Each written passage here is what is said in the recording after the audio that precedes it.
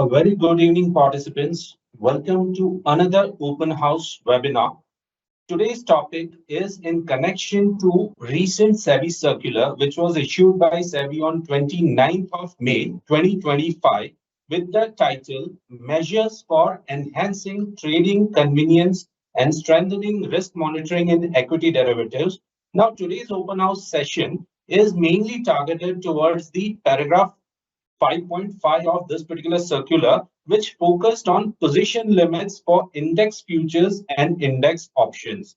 There were multiple queries that we were receiving from members. So for the convenience of members, we thought why not to do another open house session, which now all of you are very much aware about. Now, I'm Jwalan Gandhi from NSE, and with me, I have my colleagues from Surveillance Department, Mr. Bireshwar Chatterjee, Mr. Benoy Yohanan, and Mr. Mayank Rathod. So now, without further ado, I'd like to request Mr. Bireshwar Chatterjee to first introduce about today's topic that we are going to cover, and then rest of the colleagues will take us through the nuances of the topic. Bireshwar, over to you, please. So good evening, members and participants. This particular session we have organized to give clarity about the new position limits which will be applicable from July 1st. Because there have been a lot of changes in this particular framework. Earlier, as you know, that from March 2020, sentimental positions limit were applicable. However, for this particular framework change, now we have come up with this, the SEBI has come up with this circular, whereby from 1st July onwards, there are some changes in the position limits which will be applicable. Now, the major changes are the basis on which the position limits will be calculated. It is moving away from sentimental to something called delta, because, and we will be introducing this topic of delta and how it works in our subsequent slides. So that's very important. The concept has changed from simple sentimental to delta, and as well as the limits have also changed. So please pay attention. This will be very important for you. And what we are currently including in this seminar is the major changes which is applicable from July 1st, and subsequently, or there are many applicable dates. So we will hold separate seminars for them. So Binoy will take over, and we will start giving you the details of what is applicable from 1st July. Thank you, Bireshwar, and good evening, everyone. And so this slide, it is giving a brief of all the major sections of the circular. So starting with the formulation of future equivalent open interest, that is the delta-based OI. And then it talks about the definition of MWPL, which is effective from October 1st. Then position creation for single stocks during ban period. Again, this is effective from October 1st. Then intraday monitoring of MWPL utilization for single stocks. This is effective from November 3rd. And then the main topic for today, about position limits on index futures and options.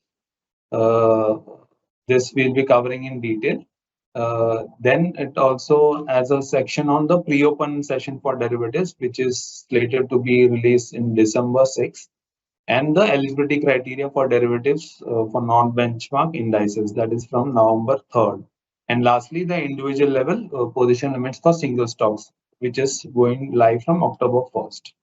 So we will be covering in detail para 5.5 of the SEBI circular, which talks about the position limits for index futures and options. So starting with the major change in this circular, which is, as Bireshwar mentioned, it is moving from notional OI to delta-based OI. And so the first question which we get from all the members is how the delta-based OI is being calculated. This is already being done. There is an NCL circular about the formula of delta-based OI calculation, wherein NCL is publishing the end-of-day delta OI, and the circular number of NCL is 65087, dated November 14. which gives the formula of delta calculation. Basically, it is a Black and Scholes formula, as you can see on the slide. And you can refer this. We will jump into an example about the major differences in the formulas and the old notional based OI and the delta based OI. So this table, it gives us a simple example of what is the difference between the delta based OI and the notional OI. So here, basically, the difference is the delta of the contract will come into picture. So now, if you see in this example, client number 1, he or she is having a long position in a call 500 quantity, and the delta of the call is 0.5. So as all of us would know, delta of a call will range between 0 to +1, and delta of puts will range between 0 to -1. And it will vary. If you see the graph over here below, it will vary from, I mean, at the money options would typically have a 0.5 delta, and put option will have a -0.5, 0.5 delta, and it will increase as it goes in the money, it will tend to 1. And if it is OTM, it will tend to 0. So now in coming back to the example, this client 1 is having a 500 position, and the contract is of 0.5 delta. So in this example, client 1 in the earlier notional based calculation, his position will be considered as 500. However, in delta based calculation, when we multiply the delta of the contract with the position, it will work out to 250. So similar is for client 2. So client 2 is having an additional put position, which is obviously having a -0.5 delta. So if you multiply the position 400 into the delta, it will work out to 200. So 200 and this 250 in the long. So net it works out to 50 delta position. However, in notional calculation, that since the delta is not considered, it's a straight addition of the positions, that is 500 plus 400, which comes out to 900. And similar is the other example. So in this third client, he is having only short positions. So he's having a short put position. So it is -400. The delta of the put is -50, minus 0.5. So it works out to minus into minus becomes positive. So it is 200 positive deltas. And then he's having a short call of -400. Call delta of a call will be positive. So this works out to -200. So -200 and this +200, the net delta position will be 0. However, in notional terms, it will be 400 plus 400, that is 800. So the important thing to understand over here is if it is a long call, it will always have a positive delta position. However, in case of short calls, the position, although the calls have a positive delta, but the entire position will be a negative delta because the position is negative. So if you multiply a negative short, the minus sign over here with the delta, it will come to negative, although it is a call. And similarly, if it is a short put, then minus into minus, it will work out to positive delta position. So that's what we have mentioned. Short puts will have a positive delta position, although the delta itself will be negative, but the entire position, if you see, it will be a positive delta position. So coming to the summary of limits, so now we have understood what is the basic difference of OI in future equivalent and notional terms. So the limits which have been prescribed in the circular for net delta based future equivalent OI is 1500 crores on the positive as well as the negative side, and gross future equivalent OI limit is 10,000 crore for both long delta and short delta each separately. So it's a separate limit for long delta as well as short delta. And for futures, there is not much change in the methodology as well. However, there is slight change in the limits. So FPI category 1 having and mutual funds, and now the prop TM proprietary accounts and the clients have also been added in the limits monitoring. So they have a limits of higher of 15% or 500 crore. In FPI category 2, the limit is 10% or 500 crore, whichever is higher. So earlier the limit was 300 for Cat 2, and for other FPI category individuals and family offices, it is 5% or 500. So the absolute limit is now 500 equivalent for all the categories. And for prop, the limits remain same, 15% or 7,500 crore, whichever is higher. For futures separate and for options separately. So now the OI, the valuation, when we do the valuation, we are valuing it at the previous days underlying, and as I discussed, it is separately for each of the index. So Nifty will have this separate limits, and Bank Nifty will have separate limits, and so on.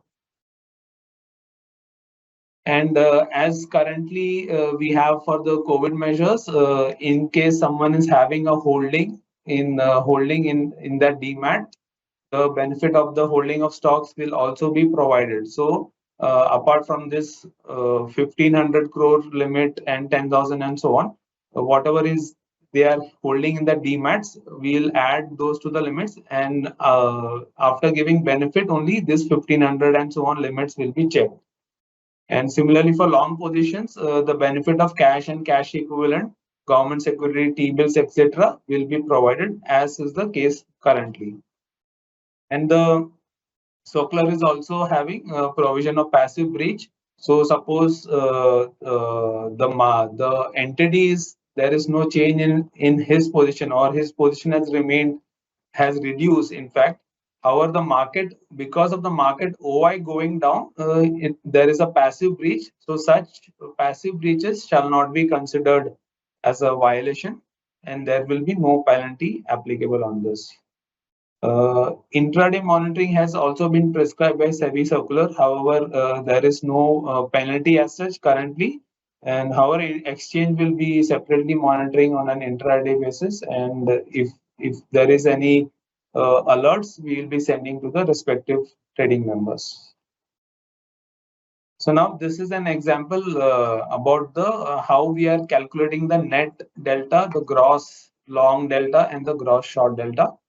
So now in this example, there is one client who is having position in 4 contracts. So first, he's a call option.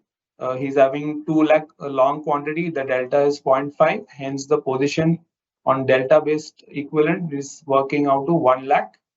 There is a minus 6 lakh short position again in a call. So the delta is positive 0.90. The position in this contract is working out to minus 5,40,000. And the put option, there is a position of 5 lakh. Since it is a put, the delta is minus 0.5. Hence, the position in this contract is working out to minus 2.5 lakh. And there is another position in a put option, which is short position. So the minus 19.5 lakh position he's holding. The delta of the contract is minus 0.7. Hence, it is working out to 13,65,000. So when we are calculating the net delta, we will simply add up all these positions across the contracts. So if you add up these 4, we get a figure of 6,75,000. So 13,65,000 plus 1 lakh, that is 14,65 minus 7,90,000. So it will work out to 6,75,000 delta base position on a this is a quantity, and when we multiply the underlying index value, it will work out to 1,688 crores. So this position in value terms will be compared with the limit 1,500, and since this is exceeding this 1,500, the client is violating on net delta terms. Now here we are assumed there is no holdings or no cash with the client. So if there is any holding or cash, we will be giving the benefit of the holdings or cash, whichever is applicable.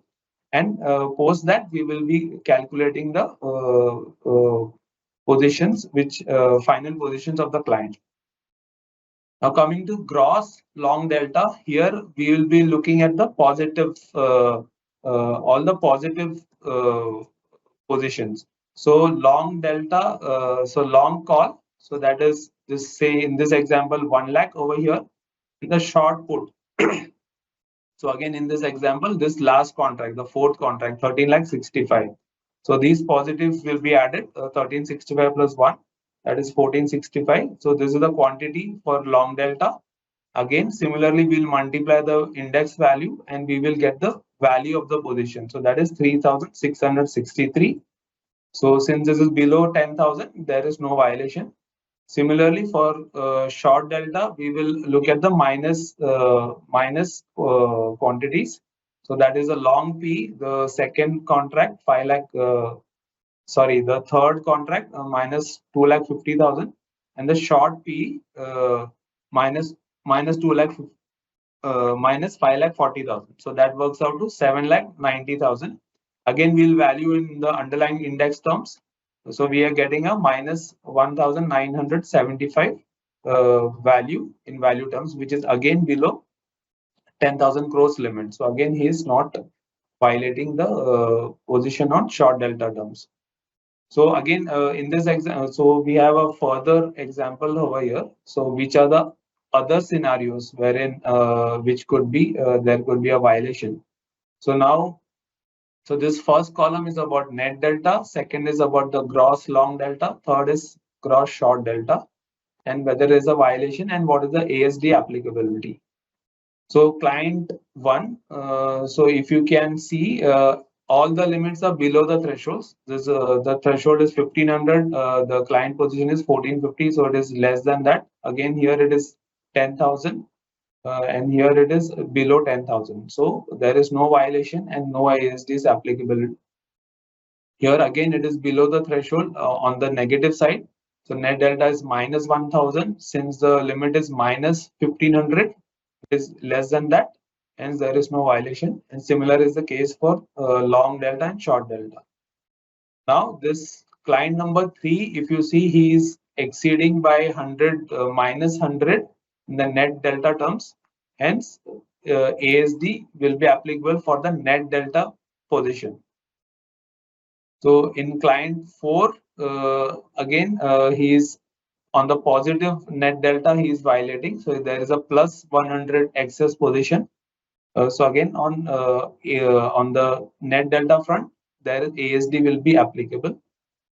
For client number 5, on the long delta, there is a violation. So the limit is 10,000, but he is holding 11,400. So ASD will be applicable for client 5 for B scenario.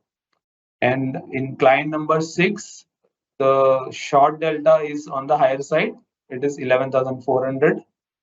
Now client number 7. So here, if you see, he is violating on all the fronts. So the limit is 1,500, but he is holding 2,000. Long delta limit 10,000, he's holding 14,000, and short delta he's holding 12,000. So whenever there is such a scenario, when the client is violating on all the 3 thresholds, then we will look at the most highest position held. So wherever there is the excess position is the highest. So in this scenario, in client in long delta, he is having excess of 4,000. So that is B scenario. So ASD will be applicable for long delta. And similar is the case in client number 8. Here he is violating on B and C. So 15,000 against 10,000, 15,100 against 10,000. So again, since 5,100 is higher than 5,000, we will be levying penalty for the short delta position, that is C. And client number 9. So now this is a peculiar scenario wherein the excess position is equal on all the 3 fronts. So here again in net delta, he is plus 100 excess. In long delta, he is again plus 100 excess. So he's violating on A and B, not on C. So for A and B, we whatever is the highest ASD within A and B, that shall be applicable. And for client 10, he is violating on A since he is having an excess of minus 500, and C where he's having a plus 100 excess position. But since minus 500 is greater than 100, we'll be levying penalty on A position, A scenario, that is net delta. Right.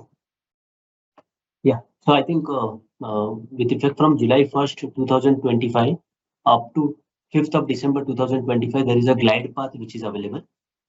So this is basically for options where obviously the regulator has stated that while the entities or the brokers would require time to compute their own delta, the delta for various contracts on their own. So it would take some time. So that is why there is this glide path implementation which is going to happen. So this is the daily monitoring and compliance timeline which has been outlined here on this presentation. Around 9 p.m. on the T day, that is the trading day, the stock exchanges will notify the entities and their trading member or clearing member if their index options positions exceeds the permissible fit equivalent OI limits, the limits which have been mentioned either on net delta or gross long or gross short. And additionally, the delta values will also be shared for the contracts where the entity has the positions. The exchange shall send these intimation to the client's registered email ID, which the exchange is having as per the UCC database. Now, this intimation will be prior to considering the cash and cash equivalents if it is a long side bridge, and it is prior to considering the holdings of that particular client's PAN with the depository if it is a short side bridge. So the next day, that is T+1, by 12 in the afternoon, the entities who are having the long position for whom the exchange has intimated, they must report the cash or cash equivalents to the stock exchanges or the clearing corporations. So they have to report how much is the value of the cash or cash equivalents with the stock exchanges or clearing corporations. Then by end of T+1 day, these entities who have been notified that there has been a breach on T day, they must reduce the positions within the permissible limit as per the delta values of contracts of T+1 EOD. Now, since there is a possibility that some of the entities would not be able to compute the delta values of T+1 end of day, so the regulator has given this option also that if the end of day positions, if we compute it or if we multiply it with the T day delta for those contracts, and if those positions are within the limits, then also it will be considered acceptable. Also, the final excess positions. So there is also a possibility that the positions which we had communicated, the exchanges to the entity and the trading member or clearing member, it was not that the entire amount was excess, but there was also some holdings or some cash and cash equivalents also available for that entity. Then the exchanges, since there is a delay in receipt of cash and cash equivalents or holdings, the exchanges will also intimate that what is the final excess position for that entity to the respective client or and that trading member or clearing member. So if there is a non-compliance, so on T day when there is a breach, there is a option to comply within the same by end of day T+1. However, if that entity is not able to or is not reducing the positions within the limits by T+1 end of day, then an additional surveillance deposit will be levied, which will be blocked for a period of 1 month. Now, this glide path is so there is this validity for this glide path. It is up to December 5th, 2025. And this is again applicable only for index options where delta computation is required. For index futures, there is no glide path and there is no option that you have the entity can reduce the positions by next trading day. So it is only applicable for index options. And post December 5, 2025, the entities who are taking large delta-based positions and are breaching the limits, they are expected to have their own delta computing methodology and monitoring system. So there won't be a T+1 additional day which would be provided to reduce their positions and to comply with the limits. So it is only within the glide path period. So just to add, so when we are sending the email to the respective members who have crossed the threshold, we will be providing the delta for that contract. In fact, the NCL is also working on the same, wherein they might publish the entire contract delta for the benefit of the members. So now this is an illustration of the position monitoring for index futures. So now this glide path, the important thing to remember here is the glide path is only for options, index options.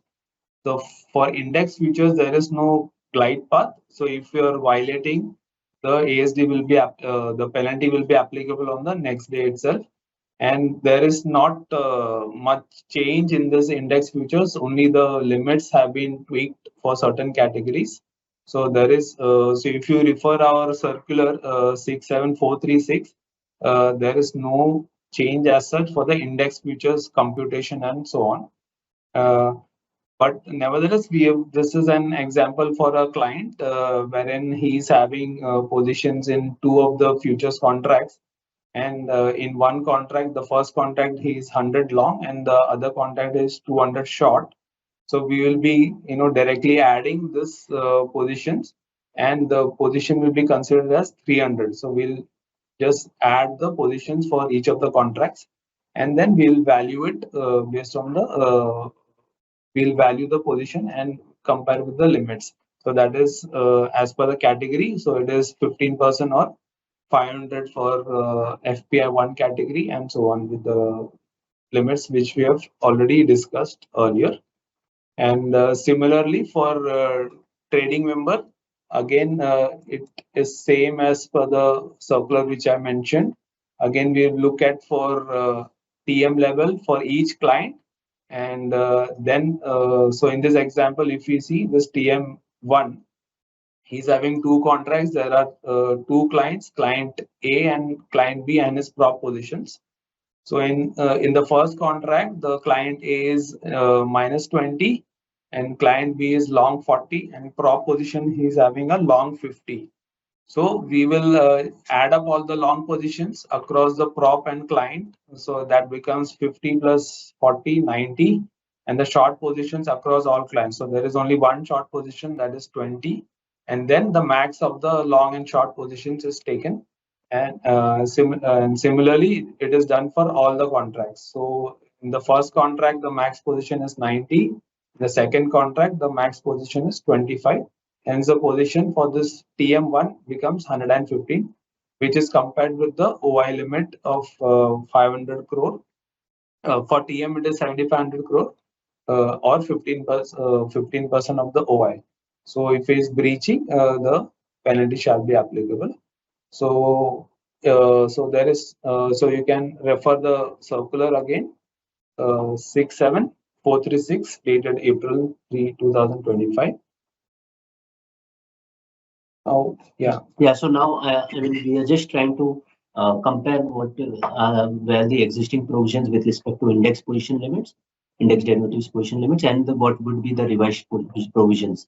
So earlier it was the existing provisions were sentiment-based notional limits, so which were introduced with post COVID. So with effect from March 2020, they had been introduced where there was no delta for every contract. It was irrespective of whether the contract is in the money, out of the money, or at the money. It was simply sentiment-based aggregation, and so that will be discontinued with effect from July 1st, 2025.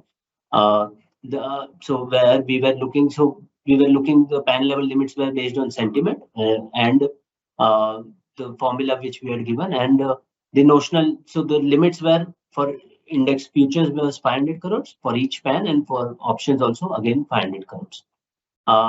And the applicability of limits was that so if there was a breach on short side, if beyond holdings, so it was applicable to all the clients. If 500 crores on the short side is being breached, then there has to be sufficient holdings for that access. If that is not available, an additional surveillance deposit was levied. So that short side limits were of 500 crores was applicable to all category of clients. However, on long side, the limits, so there we were checking whether the cash and cash equivalents are available with that and for that PAN or not. So that was applicable only to FPIs and mutual funds, which is now going to change, and it will be applicable to all categories. So long side limits, which were previously only for FPIs and mutual funds, will now be changing. Again, so intraday monitoring on the existing provisions. So exchanges were monitoring the intraday breaches, and however, there was no penalty or ASD applicable for intraday breaches, and ASD was applicable only for end of day breaches. So the revised provisions, so now we are moving from sentiment-based notional limits to future equivalent or delta-based open interest OI limits. So the calculation formula, as we have explained, would be what is the per contract OI quantity of that client multiplied by the delta of that contract and multiplied by the previous underlying price. Again, we have illustrated it with an example previously, that how net is computed. So net is aggregation, simple aggregation across all the contracts of that index, option contracts of that index at PAN level. Long future equivalent. So this is the gross long. So it is simple aggregation of all the bullish sentiment contracts. So where the position after multiplying with the delta is coming positive, and the reverse is for short future equivalent OI, which is aggregation of all the bearish sentiment contracts. That is those contracts where the position multiplied by the delta is coming negative. And we have already explained that delta values for futures is +1, calls is 0 to +1, and puts is -1 to 0. For futures, currently in existing provisions, there were different limits for specific categories of clients. So it was FPI Cat 1 or mutual funds, 15% of futures OI of market or 500 crores, whichever is higher. FPI Cat 2, other than individuals, family offices and corporates, it was 10% or 300 crores, whichever is higher. And FPI Cat 2, individuals, family offices, corporates, it was higher of 5% or 100 crores. Now, here there would be a change. It would be applicable for FPI Cat 1, mutual funds, trading member for the prop account, and clients also. So for futures, there is this change where again the limits would be 15% of futures OI or 500 crores, whichever is higher. FPI Cat 2, there is slight enhancement in the limits. So instead of 300 crores and 100 crores, we are now moving to 500 crores. So this is for futures for each index, and for options, as we have mentioned, the limits have been given in the circular. So net delta OI limit would be minus or plus 1500 crores. Gross long delta would be 10,000 crores, and gross short delta limit would be 10,000 crores. And the breach handling framework would be similar. So intraday monitoring would be done by exchanges. However, there won't be any penalty or additional surveillance deposit. But for end of day breaches, there would be the respective penalty or additional surveillance deposit applicable. So just to reiterate, for futures, there is no change as such. Only the absolute thresholds, the minimum thresholds of has been standardized. It is 500 now for all the three categories. And other than that, there is not much change. So we are through with the presentation for now, and I think now we are open for questions. Thank you, Binoy and Mayank, for explaining all the concepts for today's topic. We have definitely received multiple questions, which we'll be taking one by one. And by that time, in case other participants also have some queries, they can keep typing under Q&A tab. Initial couple of questions we received were before the session started, so it may be possible that you guys already had explained during the session, but still, for sake of better understanding for everybody, let's cover quickly on those. So very first question is a bit of lengthy one. Mr. Aniket from ICICI Securities is asking, under point 5.5.2, it is mentioned that position limits for index futures would be measured on gross notional basis. However, the existing index level position limit for futures was netted across all expiries. So whether there is a chance of whether there is a change in formula for index future calculation, if yes, then require clarity on this formula, whether calendar spread for futures will be netted or added at gross level. As per annexure of the same SEBI circular, the client level position limit in index future is mentioned as calculated on a net basis at the level of FPI slash client slash sub schemes of mutual fund and proprietary positions. However, the main SEBI circular states that the calculation will be at gross basis as asked in point 1 above. Please clarify. So as we discussed, for futures, there is no change in methodology. So as we discussed, if you refer the circular 67436, which is effective from April 1st, the same methodology will be followed going forward as well. So if you see here, this is for an example for an FPI position. So this client is having position in say futures, Jan futures and Feb futures. So we are just adding up the position. So he is having 100 long and he is 200 short.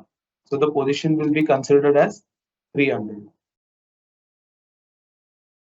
Okay, we hope we have answered your query, Mr. Aniket. The second question, again, probably many of the people have asked whether index level position limit, which is futures and options both, will be applicable only on short side for trading members, that is proprietary, and clients require clarity on this. Index level for trading member is currently the same 7,500 or 15 for options. So that limit is there is no change in that limit for now. And the net 1,500 delta positions and the 10,000 long delta, 10,000 short delta is for clients, FPIs, and the other category of not for the trading member. Additionally, he is asking whether these limits will be applicable only on short side or not for both proprietary and clients. No, it is there for so it is long delta and short delta, and the net also it can be minus. I mean, it can be on the short side as well as on the positive side. So it is applicable for both short delta as well as the net short positions greater than minus 1,500. Okay. Next question is delta of contracts keeps changing based on change of underlying LTP, which is last traded price. When computing future equivalent OI, we need to use real-time data or not? No, so the calculation which we'll be sending, it will be based on the historical volatility. So NCL is currently calculating the volatility. So it is higher of the underlying. So if you see point number 5 over here, it is higher of the underlying annualized vol or future annualized volatility, whichever is higher. So that it is not the real time IV. Okay.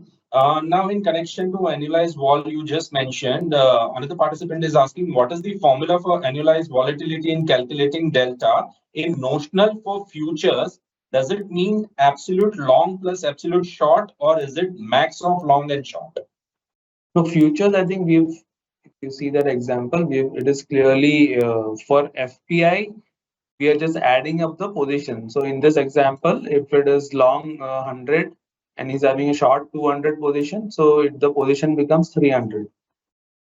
And so this is for FPI and normal clients. But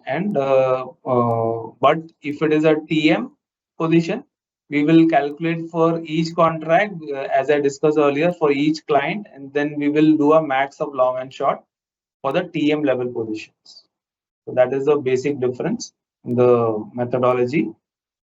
Okay, and the first part of the question was what is the formula for annualized volatility in calculating delta? Any comments? Annualized volatility. So NCL is publishing this file, FO Vault file on the website. So there is a formula based on EWMA. So I think we can refer that. So if you go to market data, you can download the FO Vault file. The formula is mentioned in the header of the file. Okay. Next is from Krisha. what specific criteria will determine if a breach of position limit is passive due to a drop in market OI rather than active? Yeah, so as we discussed, if the market is falling and there is no change in the position of the entity or his position is slightly reduced.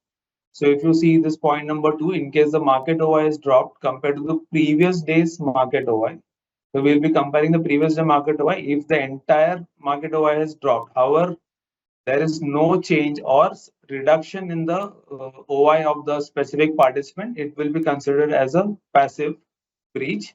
However, there will be no penalty or any action in such cases of passive breach.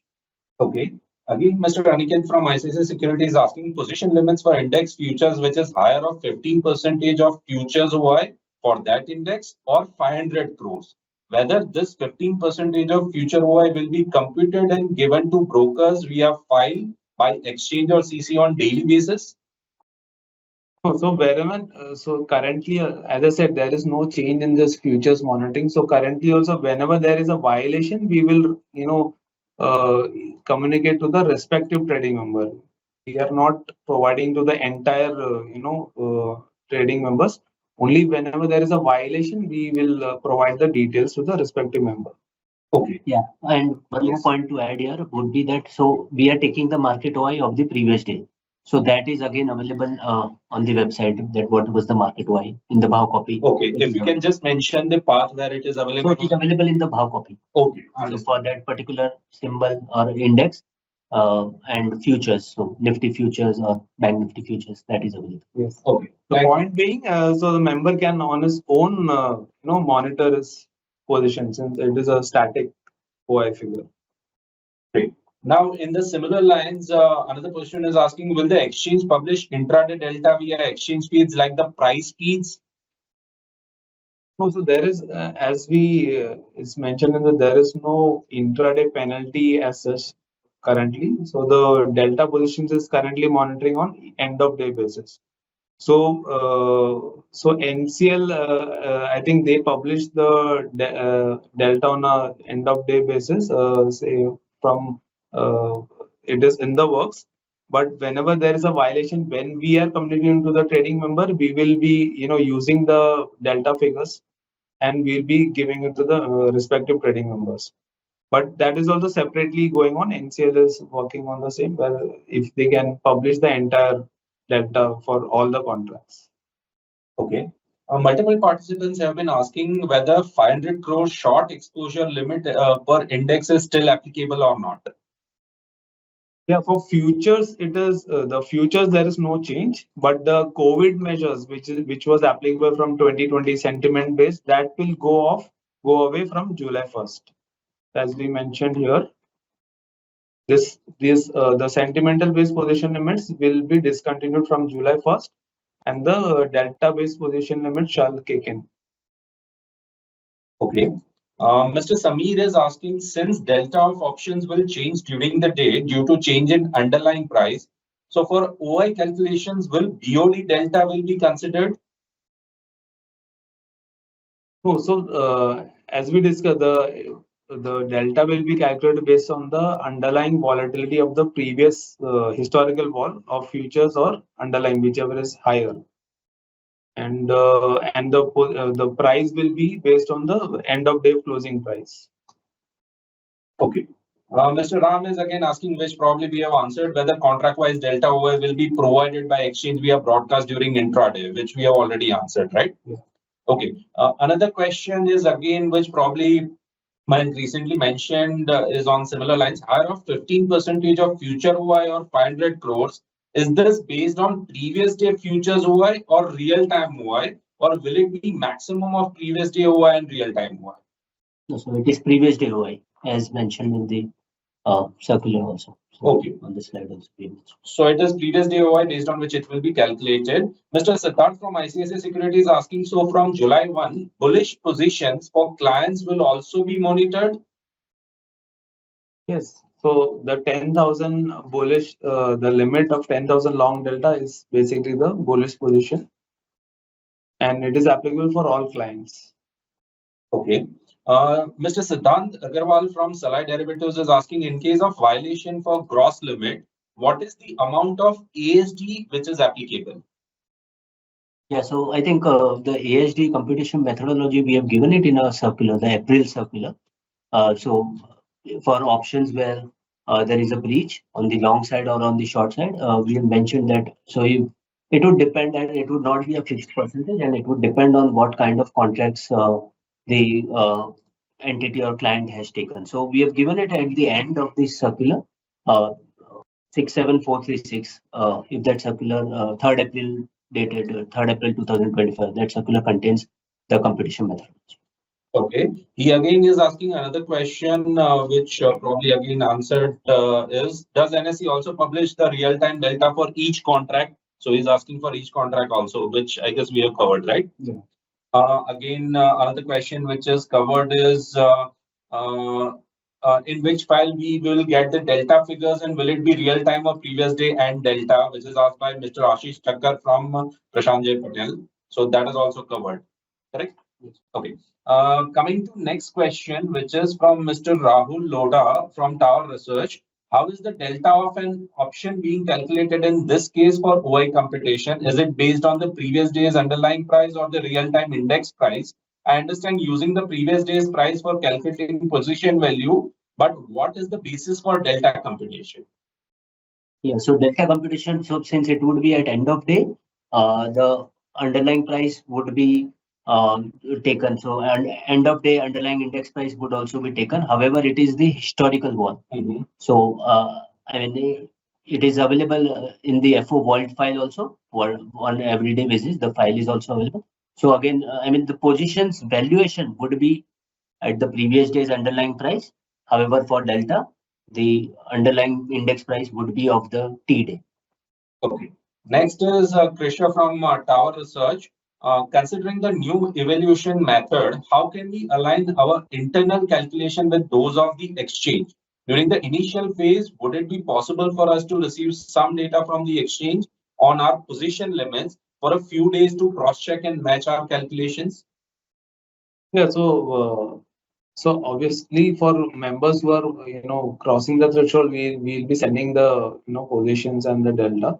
But anyway, delta is a standard formula. As you can see, it is a Black-and school. It is a universally accepted formula. And as I said, it is also NCL is also working wherein they can publish the end of day delta for each contract. So that is also under the works. So members can take help of that file and calculate the positions. Okay. Next is from Mr. Vaibhav. So would the futures gross limit mean max of futures position on either side and then adding them across expiries? No, so that would, so I mean, there are two futures limits. One would be the trading member limits, which is 15% of the market OI, futures OI, or 7,500 crores. So that the example we have already given in the annexure 1 of the circular 67436. There is another futures limit which is applicable for at PAN level. So I mean, at a category wise separately. So FPI, mutual fund, trading member, prop, only prop, and clients also. So there for that, it would be there we will not be looking at. I mean, so that would be the addition. So as we have mentioned in the example, which is given for FPI 1 position monitoring of this circular 67436, it would be on similar lines. So it is not max, but it is addition of all the positions, be it long or short. So as mentioned in that example, where this client was holding 100 quantity long in near month futures and say 200 quantity short in mid month futures, it would be a simple aggregation of long and short and not max. Okay, and here's asked questions related to across expiry addition also. Yeah, so it is across expiry addition. Okay, great. You can see in this example also, it is Jan expiry, one is, and another is February expiry. So just add up positions across expiries. Okay. Next is from Mr. Vishesh from Angel One. He's asking a query which probably you have explained, but still short side gross limit to be offsetting against holding. Are these applicable for stock options only?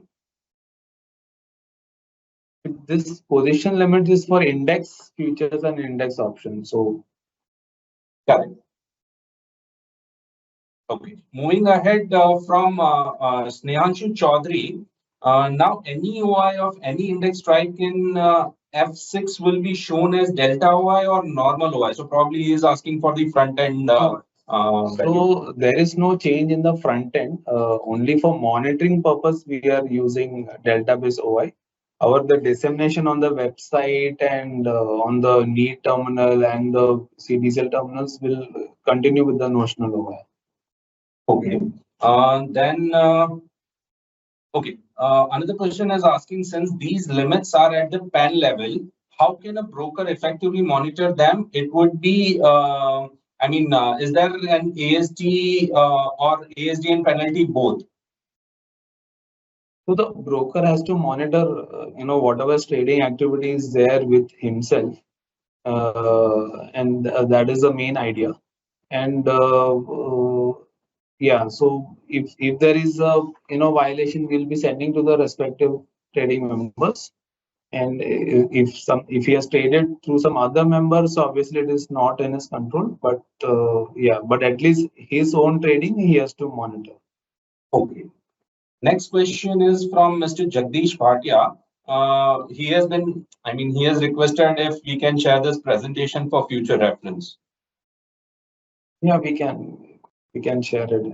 I think this recording will also be exactly. So I was about to tell that Mr. Jagdish, this particular recording, just like previous open house sessions, will be published in a couple of days over our YouTube channel. There is a playlist under NSE India's YouTube channel called Open House Webinars. You can just refer that. In a couple of days, this session will be uploaded over there, which will be available for you for future reference.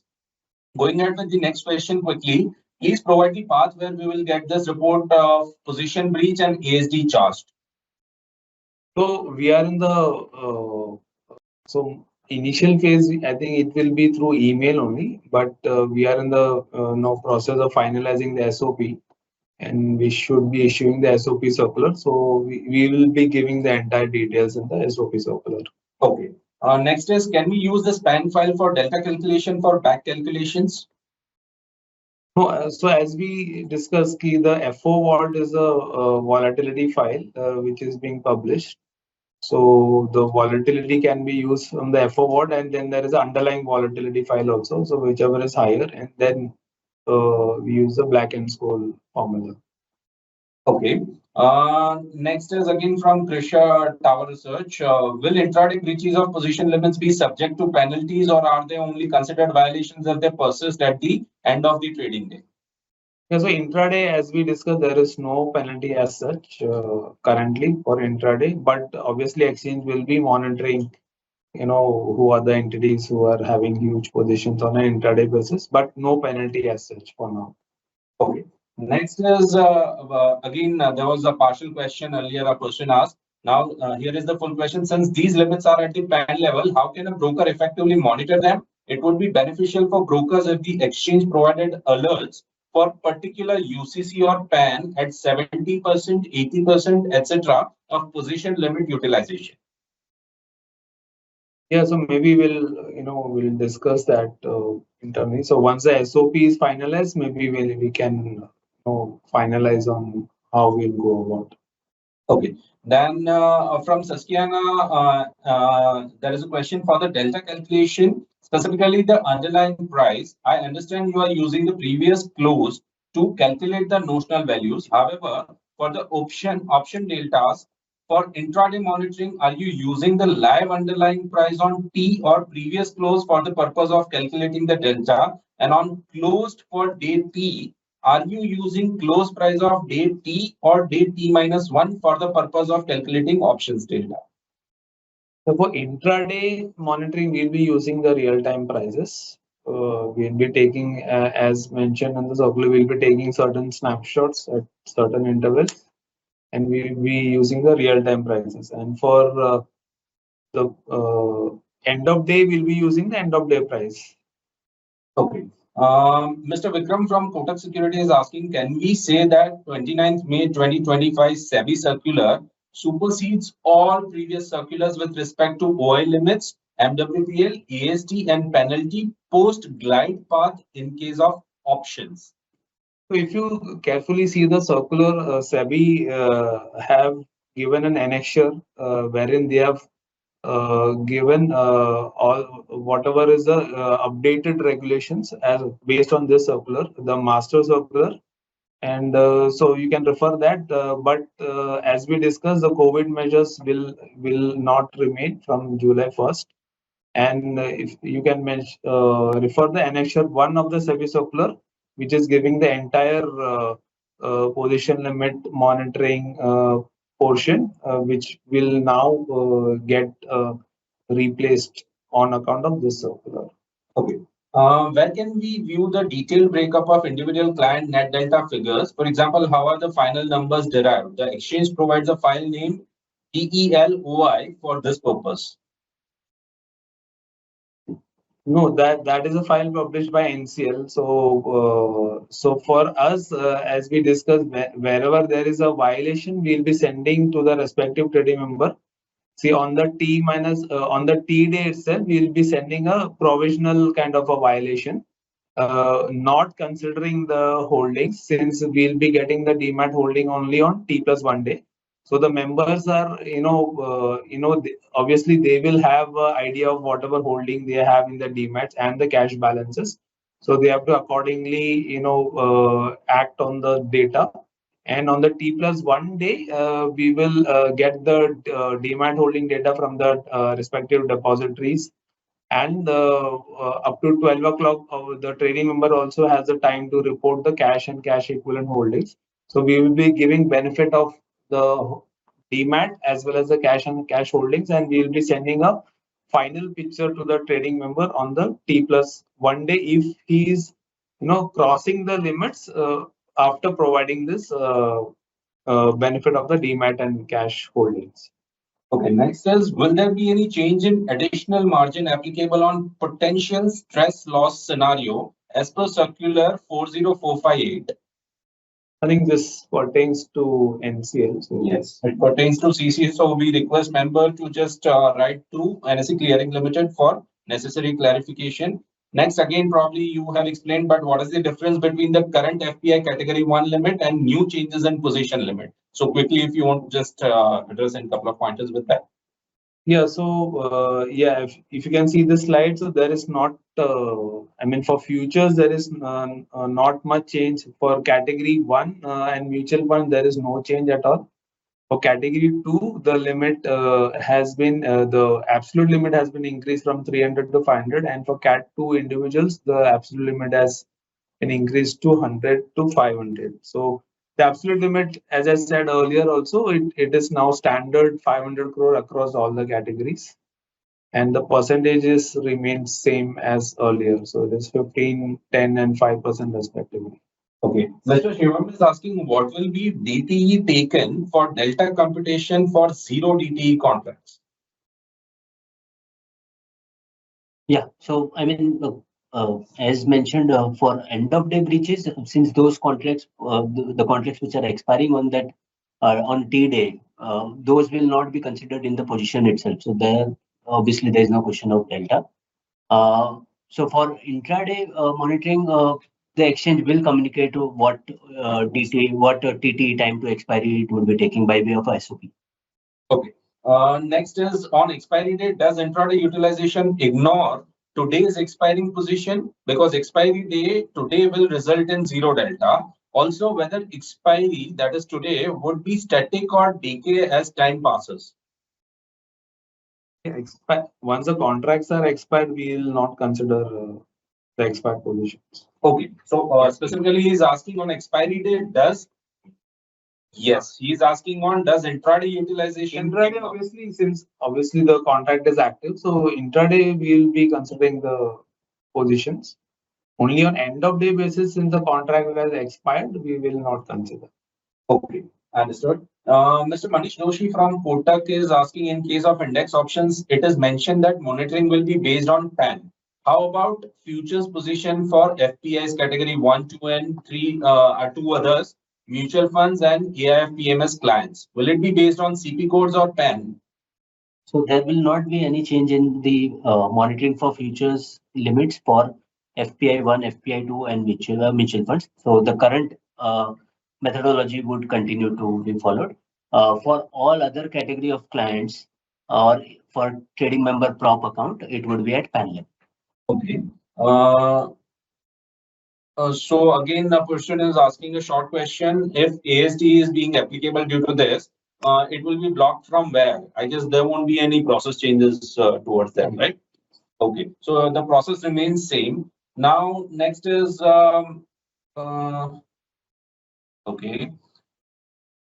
Okay. Exchange will use T minus on EOD delta, but on T day, the delta will change. So EOD on T day, client will end up violating. After the glide path, how will the intraday delta be published to ensure that there is no breach?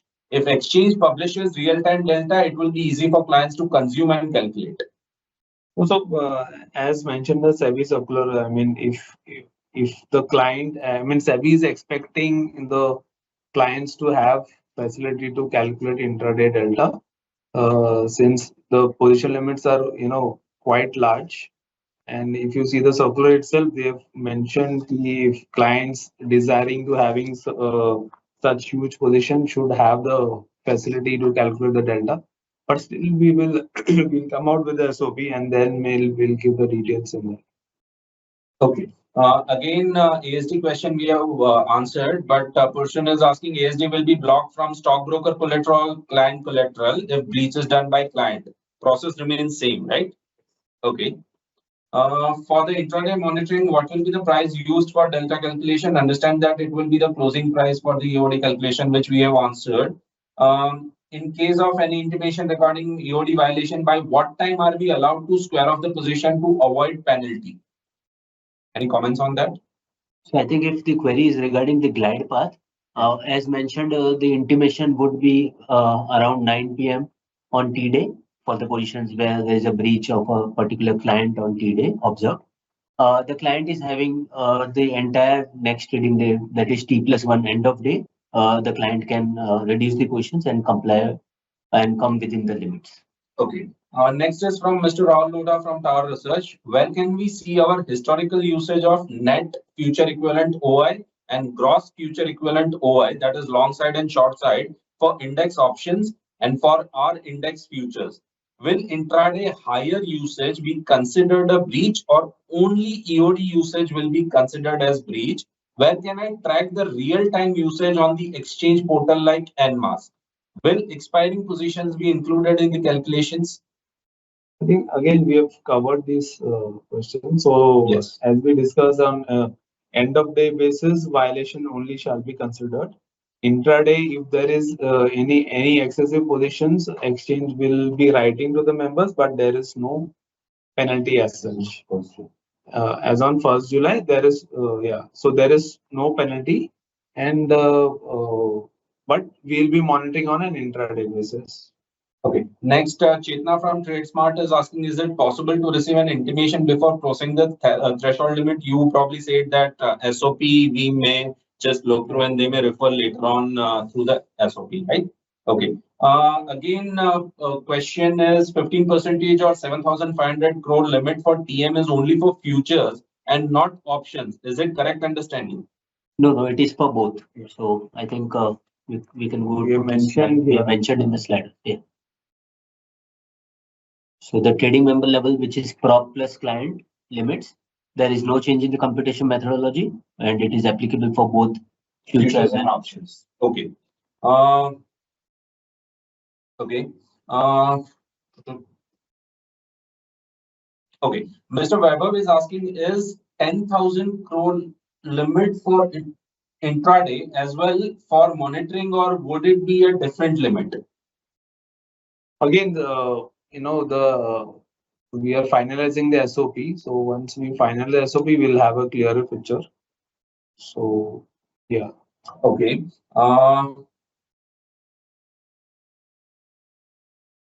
Person is asking, when is the SOP expected? I mean, if we can indicatively guide. So within, I think, within next 10 days, mostly we should be able to issue the SOP. Okay. Mr. Vaibhav is asking, would the 4 snapshots be randomly taken or will it be on specific times like span file? So it will be a random. So even the SEBI circular is mentioning about randomness of the snapshots. So it will be random on a random basis. Okay. Many people I can see are asking about the path of the reports, breach report, ASD, etc., etc. So that we have already answered. So please refer to those answers.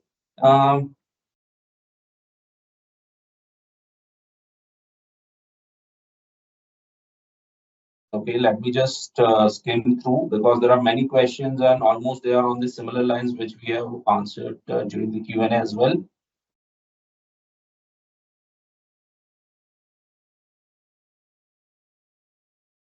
Okay, there is question, is there any consideration for moves which happen at the end of the day and their effect on delta? For example, if a firm is under the net delta limit 5 minutes before the close, and then an underlying move causes the delta of their options to change such that they are over the limit, will this still be considered a serious breach? Well, again, so as you see in the circular, the member has a option for bringing down his position on T day delta or as on T plus 1 day delta. But currently the end of day delta is, we will go by that. And I mean, there is no consideration as such for, last minute movement currently. But let's see, the SOP, we will, give the entire details. Okay. Next is Mithil Karekar from BOB Capital Markets is asking if breach position gets cleared, then when ASD will be released? So, in the glide path, he's having 1 day for reducing the positions. On T plus 1 day, he can reduce the position. But even on T plus 1 EOD basis, if he has not reduced the positions below the prescribed limits, so that 1 month ASD will be applicable. Okay. Next is from Mr. Ajit Nayak. Will you consider T-day the buy obligation and ignore the sell obligation while calculating the breach in terms of short position? So the T plus 1 demat, so we will be taking the holdings from the depositories on T plus 1 day. So if it is there, so idea being taking on T plus 1 day is, accounting for the settlement. So his post the settlement holdings, if it is reflecting, we'll consider the same. Okay. Mr. Fazal is asking why the net position, net OI limit for individuals is calculated using the future equivalent method. The limit for trading members as per section 2.3.2.3 is currently set at 15% of the options OI or 7,500 crores, whichever is higher, calculated on a gross notional basis. Is there any indication that this trading member limit might also shift to a future equivalent OI calculation? You see, as of now, it is on notional basis. So if there is any further development, we shall intimate the same. Okay. Participants, we are having still so many questions left to answer. So we'll be taking last 5 questions and remaining questions. If you have mentioned your name and broking firm, our concerned relationships managers would be able to provide you with answer in due course wherever possible. Next one is from Mr. Manish Joshi from Kotak Securities. For custodial participant clients, all alerts, maybe it is intraday or EOD breach, should be sent to CP's respective clearing member and not to executing members, because all collaterals of clients lies with clearing member for reporting purpose and not with execution members. So so in the SOP we'll give the details, but we'll be sending to the clearing member the data available with the exchange of the clearing member. We'll be sending to those email IDs. Okay. Mr. Purav is asking for options higher of net or gross breach value will be considered for reporting purpose. Which will be the consideration for reporting purpose? Reporting. Sorry, can you repeat the question? Okay, so he's asking for options and for reporting purpose, which breach value will be considered higher of the net or gross, whichever is higher. I mean, he's asking whether net is considered or gross is considered. So if I understood the question. So if you see this scenario, so if he say violating on all the aspects, all the three scenarios. So if you see this, say client 7, so he's violating on net delta terms. So he's excess 500 over here. On long delta is excess by 4,000 and short delta is excess by 2,000. So in this scenario, we will look at the highest excess position taken. So here in the long delta, that is B part, he is having 4,000 excess, which is much higher than 2,000 in short delta and 500 in net delta. So the highest of the excess position shall be considered, and if it is equal, the positions excess position is equal on all the three or multiple fronts, then we will look at the highest ASD which is applicable, as seen in the client 9 example. Okay. So we'll be taking last three questions now. Third last is from Mr. Arnav. When you say T+1 demat holding concentration, do you mean you will not consider any open unsettled positions like the equity buys on T+1? So we'll publish the SOP, but yeah, the T+1, the demat holdings we shall be considering. Okay. Next one is why client base limit is 10,000 crore and for TM limit is 7,500 crore only? So that is as per the SEBI circular. So as we discussed currently, that is the limits. In case of any future development, we'll be intimating the same. Okay. Quickly taking the last question, participants. So if you have any comment, Benoy, if there is a breach, can we take the same in error account as a error trade and square off?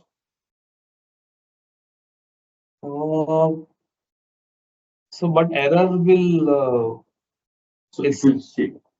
It is also So the yeah. you will have to actually look at the per pan position. So when the per pan position is not exceeding and you take to error account, then that CCM penalty structure will prevail. So you'll have to square it off in the open market. That is possible.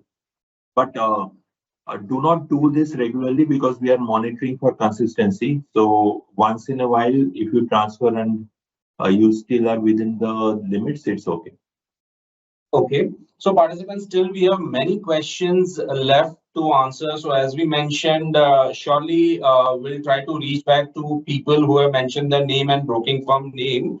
So with this, any concluding remarks, Breshwar, Benoy, Mayank, if you want to make any last concluding remarks?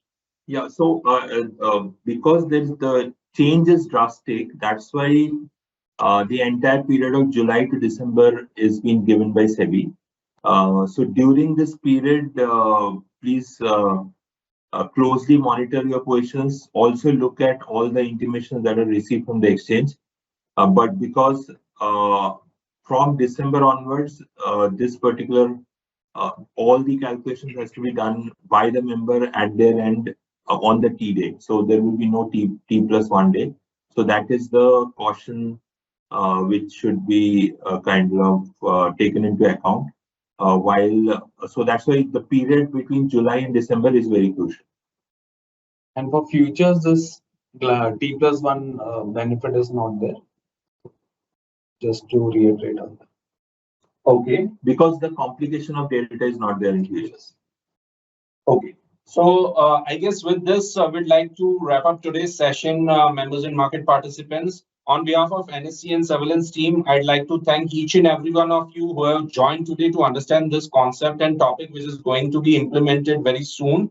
We hope that we were able to convey and explain the concepts quickly. Questions were on the similar lines given by many participants, so we had to skip through many questions and answer as many flavors of the questions we could. Still, you can write and reach out to our respective regional teams and your relationships managers as well. And if Benoy, you can just mention if they want to write to surveillance team also, if you can just spell out the email ID coordinates.